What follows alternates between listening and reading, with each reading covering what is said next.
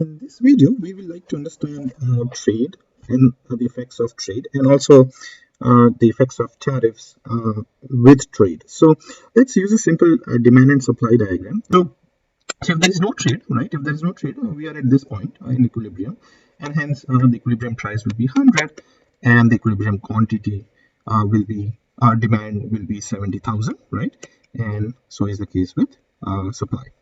Right? Now, because we there is no trade, there is no consumer surplus. I mean, there is no trade balance. Of course, there will be government, there will be consumer surplus and producer surplus. And let's instead of calculating these numbers, of course, you can calculate all these numbers, but we are representing each area by this letter A, B, C through J. And so, consumer surplus is all people who are willing to pay greater than $100, right? So, if this is $100, then all these customers are willing to pay more than $100, and hence consumer surplus in this case will be A, the area covered by this letter A. Producer surplus is all sellers who are willing to sell below this price. So these are the sellers who are willing to sell below this price, and that is covered by area B, E, and J. So B plus E plus J is how much will be the benefit to the producers because of the price of 100. Now, since there is no government, there is no government revenue, and the benefit to the society is this large triangle represented by this area A plus B plus E plus J. Right, so that's basically consumer surplus plus the producer surplus plus the government if there is government, but we don't have a government when you don't trade and there is no tariffs. Now, if there is a trade, right? And the world price of this product, take an example of jackets, just for simplicity, then the world price or the price that is prevailing in other countries will be lower because possibly the other countries have advantage in production of these product jackets, for example, and hence the world price, one would expect it to be lower at 50 compared to if we don't trade, the prices will be higher.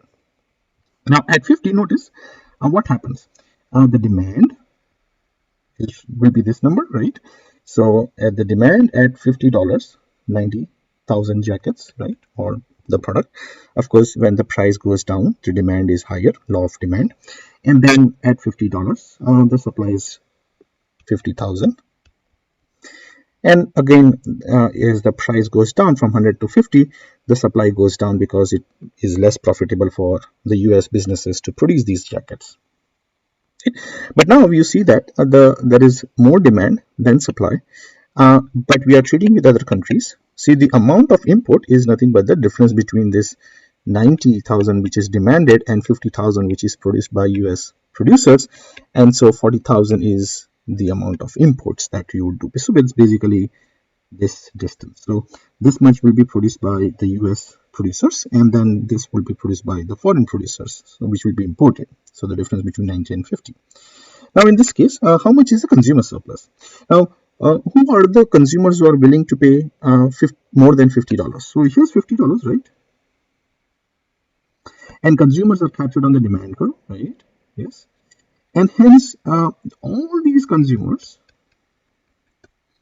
are willing to pay more than $50, right? And so this big triangle represented by several letters, all letters except J in fact, will be consumer surplus. So it'll be B, it's A plus B plus C plus D, E, F, G, H, and I. Right? So of course the consumers are going to benefit, right? Because they are getting the jackets or the product for cheaper price. So of course they'll gain more than what they would have gained it had been no trade and there was a price of 100. As far as price is concerned, remember they are going to get less dollars, right? So instead of 100 they'll get $50, and only these producers will benefit from having the price of 50. All these sellers or producers are willing to sell below this 50, and hence the producer surplus will be J, right? Again, there is no tariffs. Tariffs is imposition of tax on the things that you get from other countries, and since there is no tariff, there will be no benefit to the government. And as far as the total gains are concerned, we is basically going to add the consumer surplus plus the producer surplus plus what the government gets, which is basically all the letters from A through J, right? So that's what happens when you have trade, but there is no tariffs.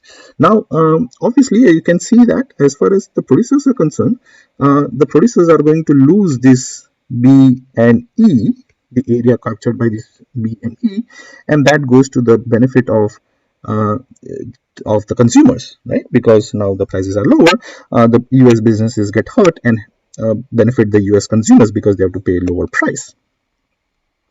And so, because it hurts US businesses, one argument can be made that, well, how do you protect this? How do you protect US businesses? And one way one can do that is through imposition of tariffs. So, tariffs are basically a tax that you pay when you cross borders. When you cross borders for getting these jackets, you pay tariffs. So you pay a tariff of $20 more. So effectively, the price turns out to be $70 when you get it from, say, Mexico or some other country. Now we do the same analysis at $70. What is the situation? And the situation is that demand is going to go down to 80,000 because now we have to pay $20 more. So some customers will shy away from buying that jacket. So 90 will go to 80.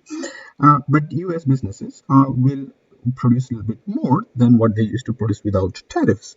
So now they'll produce 10,000 more jackets. So 60,000 jackets will be produced or supplied by the US businesses. Now, the difference, of course, is still there. We still are going to have more demand than what is being supplied, and hence 20,000 will be the amount of imports. So this is imports. This is also imports, of course. Let me write for completeness. And how much is the consumer surplus once you have this tariff? So now consumer surplus, you basically ask the question, the same question that we asked to figure out consumer surplus is, if this is a price, right, which customers are willing to pay more than that price? Okay, so all these customers are willing to pay more than this price. So the area of consumer surplus is A plus B plus C plus D. Of course, the consumers will lose some money, lose some benefit because now they have to pay that $20 more.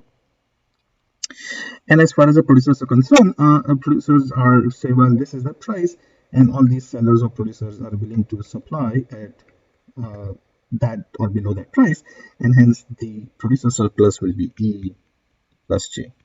So now the producers get this E area back from consumers' pocket to their own pocket, and so the consumers is going to lose E, J, in fact, in many other areas because you have to pay tariffs.